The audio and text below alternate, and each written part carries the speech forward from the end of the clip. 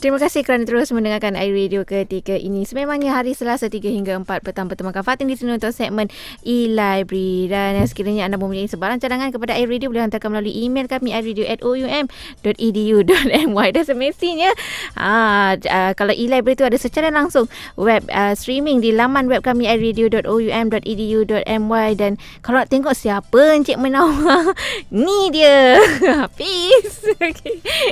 Suka dia datang konti iRadio. Seronok. Okey, dan semestinya kita nak tanyakan kepada Encik Munawar, berapa banyakkah bilangan subjek yang telah dimasukkan ke dalam link ni? Kalau kita ada lebih kurang macam 900 subjek, kod subjek yang macam tu berapa? Macam tu lah. So seperti yang saya kata tadi, kita buat masa ni kita masih lagi sentiasa menambah bilangan-bilangan yang ada lah di dalam reading list ni.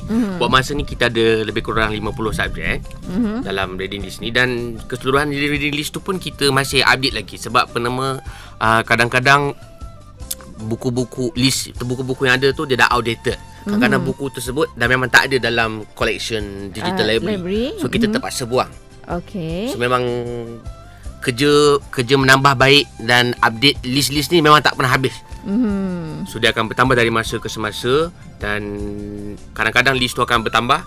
Kalau ada penambahan buku lah, kalau buku-buku tu macam sudah dibuang oleh pihak publisher, maksudnya buku tu kita subscribe kan. So bila publisher sudah ambil alih, maksud saya buku tu tersebut ditukarkan kepada bentuk pembelian, maksud perpetual. So dia takkan ada dalam senarai perpetual tu, senarai reading list tu. So kita terpaksa buang. So macam tu lah.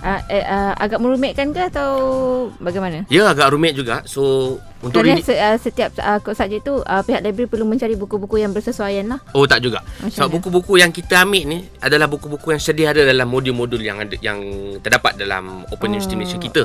Okay. Dekat setiap modul tu, dekat belakang tu ada reference list reading list. So reading list tu yang kita gunakan. Dan kemudian dimasukkan ke dalam. Dimasukkan dalam. Kadang-kadang pelajar bukan tengok sangat pun reference bahagian belakang modul tu kan. Mungkin dia tak tengok sangat, mungkin dia terlepas pandang. So kita adakan benda ni supaya mudah untuk diorang tahu bahawa buku tersebut ada di library, sama ada e-book ataupun yang bercetak lah. Dan juga polisi terbaru, tak silap saya lah, modul-modul writer ni harus menggunakan bahan-bahan yang ada di dalam perpustakaan digital Tan Sri Dr. Abdullah Sanusi, supaya apabila dia menggunakan bahan-bahan yang sedia ada ni, pelajar senang untuk merujuk. Pelajar senang. Sebab apa, kadang-kadang kalau buku yang digunakan tidak ada dalam library kita, so amat susah dan sukar untuk pelajar-pelajar kita mendapatkan buku itu. Kadang-kadang buku-buku dah out of print pun digunakan sebagai reference list.